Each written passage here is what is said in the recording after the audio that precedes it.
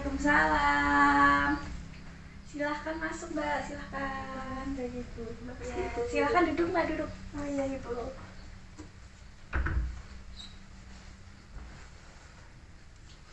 Mbaknya yang kemarin menghubungin saya via Instagram ya? Iya Bu, saya kemarin ngirim pesan di Instagram. Maaf ya Bu jika kurang sopan. Nggak apa-apa Mbak, santai aja. Oh, dengan Mbak siapa ini? Nama saya Fia Ibu. Oh, perkenalkan, nama saya Eka. Oh iya, salam kenal ya Bu Eka. Iya. Mbaknya kesini naik motor? Iya tadi naik motor. Alhamdulillah ini belum hujan ya Mbak ya? Iya baru mendung. Baru mendung. Oh, Mbaknya ini asli dari mana? Saya dari Banjarnegara Bu. Oh, Banjarnegaranya mana Mbak? Mandiraja Bu kecamatannya. Oh, ya kebetulan saya juga punya teman di situ. Oh. Berapa jam Mbak kesini Mbak? Tadi sih karena sepi itu 50 menit. Tapi kalau misalnya rame ya sekitar 1 jam. Cukup jauh ya Mbak ya? Iya. Mbaknya kesini tuh emang mau niat kesini atau emang ada acara dulu ini sebelum kesini? Tadi pagi itu kuliah dulu Bu. Jadi setelah kuliah saya kesini. Oh, Mbaknya kuliah. Iya Ibu. Gimana Mbak? Di Universitas Muhammadiyah Purwokerto Bu. Oh, kebetulan anakku juga di situ Mbak. Prodi keperawatan dia. Oh, di kampus 2 ya Bu? Iya, yang di Sokaraja itu ya. Oh, Iya. berarti Mbaknya di kampus 1 ini? Iya Bu. Kalau boleh tahu Mbaknya semester berapa ini? Saya semester 3 Bu. Oh, kalau anak saya semester 5. Keperawatan S1 Bu? Iya, S1. Oh, kalau saya farmasi. Anak saya itu sebelumnya mau ambil yang di kampus 1 itu yang prodi apa ya? TLM itu mau situ. TLM. Iya, kan di kampus 1 tapi nggak jadi. Soalnya yang di kampus 1 itu TLM sama anestesi kayaknya kalau nggak Iya, salah. kayaknya yang di kampus 1. Ini mintanya keperawatan, jadi ya udah di Sokaraja gitu. Kalau Mbaknya di sini ngekos atau gimana? Kalau saya pulang pergi Bu, PP. Oh, padahal kalau ngekos itu enak loh Mbak, banyak temen. Iya, sebenarnya sih iya Bu, banyak teman juga enak, nggak capek karena nggak jauh juga sih. Tapi saya kalau di kos ngerasa apa ya, cemas, takut, soalnya kayak nggak ada temen cerita, soalnya sepi. Sebelumnya makasih Mbak Via udah mau datang ke sini ya. Mungkin Mbak Via bisa menceritakan kepada Ibu permasalahan Mbak Via saat ini yang sedang Mbak Via hadapi gitu. Tapi tenang aja, Ibu di sini juga bakal menjaga rahasia permasalahan yang Mbak Via ceritakan kepada Ibu, karena Ibu sangat menjaga kerahasiaan klien Ibu. Gitu. Mungkin Mbak Via bisa cerita gimana sih permasalahan yang Mbak Via hadapi saat ini gitu. Jadi itu saya ngerasa apa ya Bu, saya ngerasa cemas, terus saya takut kuliah saya gagal, saya takut nggak bisa lulus tepat waktu, terus juga apa ya, saya ngerasa nggak bisa buat nyelesain kuliah saya, apalagi kayak ngerasa ya tuh berat banget buat ngejalanin kuliah saya karena emang mungkin karena badan udah capek, karena apa ya, menempuh jarak yang lumayan jauh, jadi kayak ngerasa udah pusing duluan, udah capek duluan. Terus juga semenjak kuliah saya tuh ngerasa kayak jam tidur saya, terus kayak waktu keseharian saya itu berantakan, kayak malam itu nggak tidur, harus ngerjain laporan praktikum yang banyak, apalagi harus tulis tangan, jadi kayak kalau salah harus ngulang lagi dari awal buat apa, gak ada kesalahan di laporan itu. Terus juga kayak kalau sebelum ujian tuh saya ngerasa takut, cemas, jadi kayak seminggu sebelum ujian itu saya udah overthinking duluan, kayak aku nggak bisa buat ngejalanin itu. Terus karena malamnya itu kurang tidur, jadi saya kadang di kelas itu suka tiduran di kelas, dimarahin dosen, terus kayak sama teman-teman itu apa ya, kayak di bully gitu Bu, kayak tidur di kelas gitu Bu. Berarti di sini Mbak Via itu kayak ngerasa cemas gitu ya Mbak ya ketika mau menjelang ujian gitu. Iya Bu. Mungkin Mbak Via mau menceritakan apa lagi? Terus juga apa ya, saya lebih suka menarik diri sih dari apa, interaksi sosial dari teman-teman saya. Jadi kayak saya habis kuliah langsung pulang, saya juga nggak ikut organisasi apa-apa soalnya kayak saya ngerasa nggak bisa buat ikut organisasi atau apa ya, kegiatan lainnya di kampus. Jadi setelah pulang kuliah selesai, saya pulang ke rumah, saya juga kayak nggak ikut nongkrong-nongkrong di kafe sama teman-teman ngerjain tugas di kafe. Kayak saya ngerasa saya nggak bisa di keramaian gitu Bu. Terus juga saya tuh kadang udah emosi, jadi kalau dengar teman atau teman tanya ke saya kayak udah ngerjain tugas belum, laporan praktikumnya sampai mana, terus udah belajar apa belum, saya tuh suka marah karena kayak saya nggak suka kalau ditanya kayak gitu. Jadi lebih sensitif aja sih Bu, karena saya juga ngerasa minder kayak teman-teman yang lain itu pada pintar, pada bisa ngerjain tugas dengan baik, sedangkan saya juga enggak. Apalagi kayak semester kemarin nilai saya juga sempat turun, jadi itu membuat saya kayak udah malas buat lanjutin kuliah ini gitu Bu. Tapi kayak Mbak Via itu pernah nggak kayak misalnya mencoba gitu kayak ngerjain tugas sama teman-teman gitu? Ya saya ngerjain tugas pernah Bu sama teman-teman, tapi kayak teman-teman itu pada cepet ngerjain, sedangkan saya tuh kayak mau ngerjain satu tugas itu kayak saya membutuhkan waktu yang lama buat apa ya, kayak ngerjain tugas itu, mikir buat jawab tugas itu Bu. Tadi Mbak Via mengatakan bahwa Mbak Via itu nilainya dari semester kemarin itu turun ya Mbak ya? Iya Bu. Itu apa yang membuat Mbak nilainya turun gitu?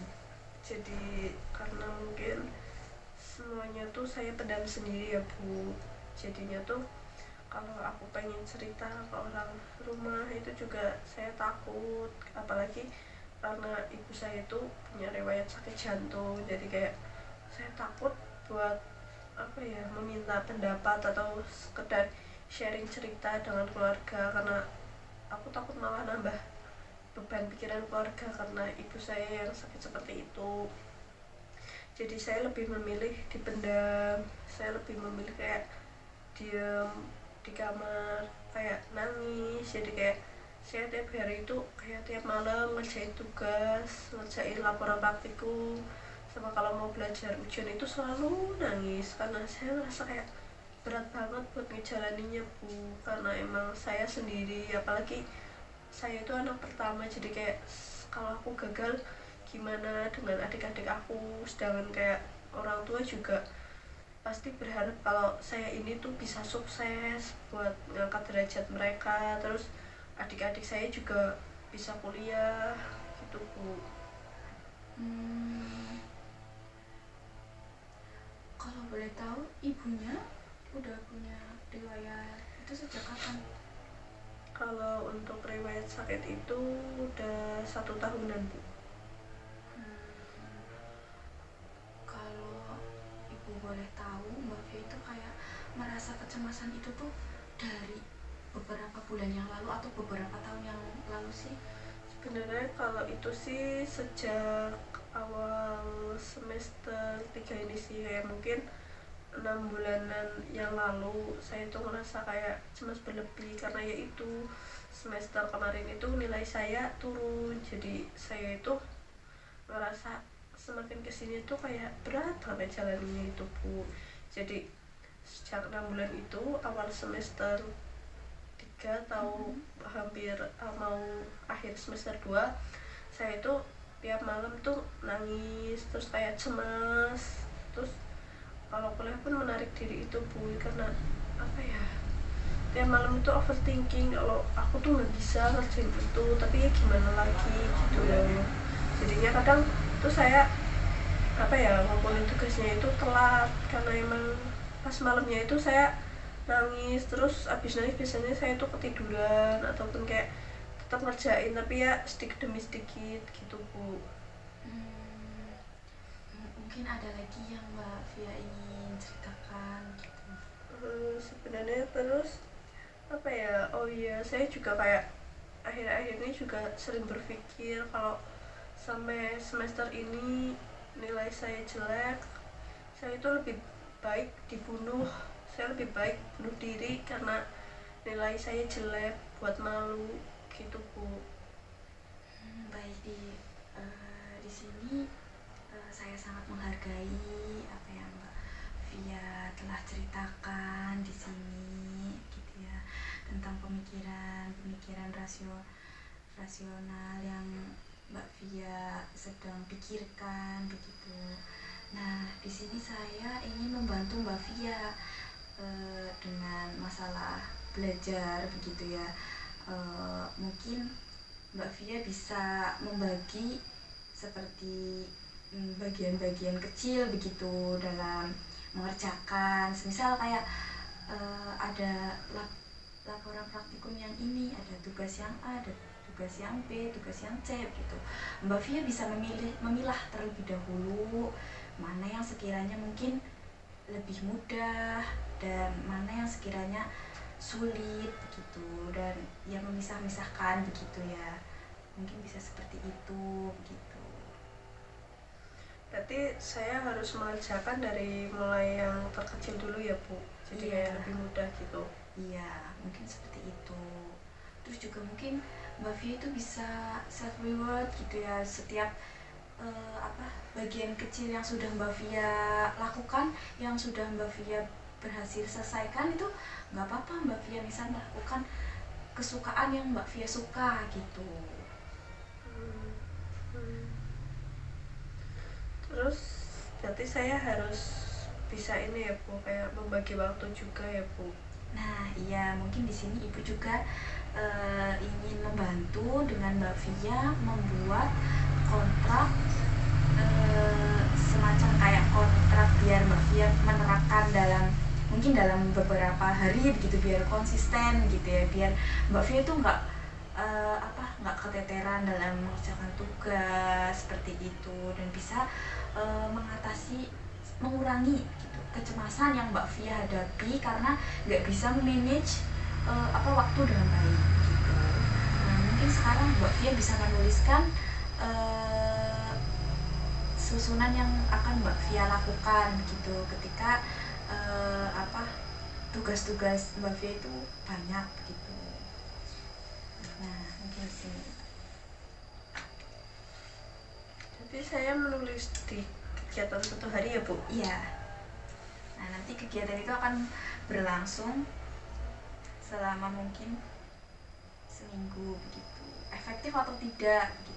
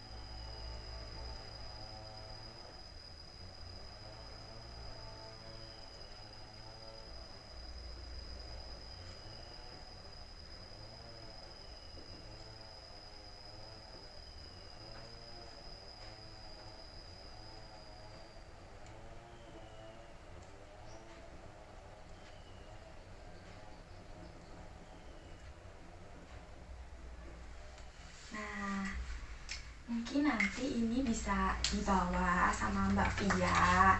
Nah, dipasang di dinding kamar Mbak Via. Jadi nanti seketika Mbak Via bangun itu Mbak Via bakal langsung melihat list yang bakal Mbak Via lakuin hari ini begitu.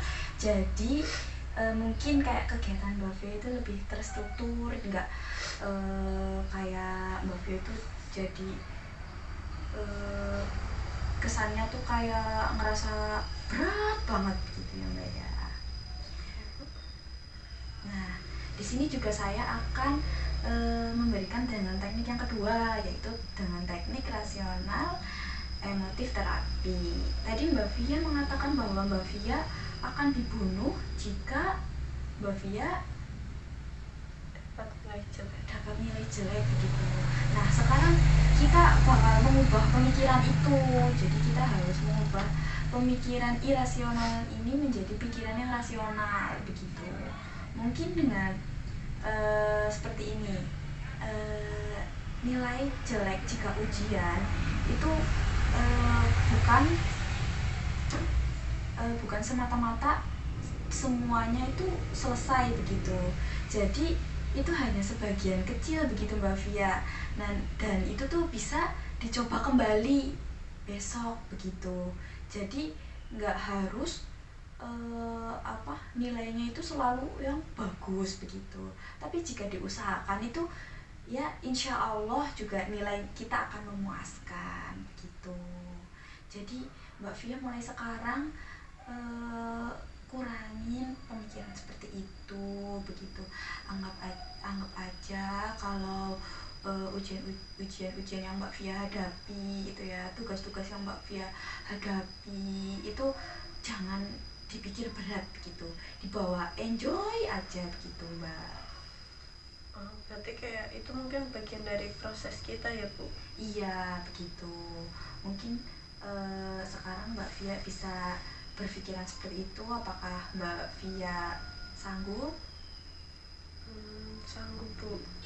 Tapi ya Bu, kadang saya tuh kayak melihat berita di televisi atau di media sosial kayak pada mahasiswa itu pada bunuh diri karena entah itu dari tuntutan orang tua ataupun kayak dari kampus. Itu yang buat saya tuh kayak ngedown lagi Bu. Jadi kayak gimana ya, kayak udah niat semangat tapi lihat berita itu jadi saya hilang semangatnya lagi Bu. Nah, kalau seperti itu mungkin Mbak Via bisa kayak berpikir yang lebih rasional lagi. Mungkin kayak mereka mungkin ya punya tekanan-tekanan yang tidak bisa mereka ceritakan begitu. Jadi mereka mengambil keputusan seperti itu begitu. Berarti kayak lebih baik jangan dipendam ya Bu? Iya, jangan dipendam Mbak. Harus ya seperti mungkin cerita dengan teman, mungkin bisa konsultasi ke psikolog seperti itu. Setidaknya itu kita nggak memendam semuanya itu sendirian Mbak, karena saya yakin itu sangat berat gitu. Iya Bu, karena saya sendiri tuh kayak merasa emang udah berat banget, apalagi karena saya juga nggak punya teman dekat. Iya. Jadi kayak saya mencoba untuk berkonsultasi ke ibu. Mungkin sekarang bagaimana perasaannya Mbak Via ini? Saya sih sudah lega Bu, karena kayak saya merasa ada yang mau mendengarkan cerita saya serta menanggapinya gitu sih Bu. Alhamdulillah, di sini juga Ibu sangat senang ya Mbak Via udah mau kesini, udah mau menceritakan semua permasalahan Mbak Via yang dihadapi begitu. Mbak Via juga udah merasa lega gitu ya Mbak Via ya. Alhamdulillah. Tapi kalau misalnya Mbak Via butuh dukungan lagi nih, butuh saya lagi begitu ya, itu nggak apa-apa, Mbak Via bisa kontak ulang saya, mau ketemu kapan gitu ya. Makasih ya Bu, saya sangat terbantu dengan sesi konseling ini. Iya Mbak, sama-sama, saya juga senang bisa bantu Mbak gitu. Kalau gitu saya pamit nih Bu, mau pulang. Langsung pulang ini? Iya, takut hujan juga. Oh iya, monggo Mbak, nggak apa-apa. Ini saya bawa ya Bu? Iya. Makasih ya Bu sekali lagi. Iya. Assalamualaikum. Waalaikumsalam. Mari sehat. Makasih nih Bu. Hati-hati di jalan ya Mbak. Iya.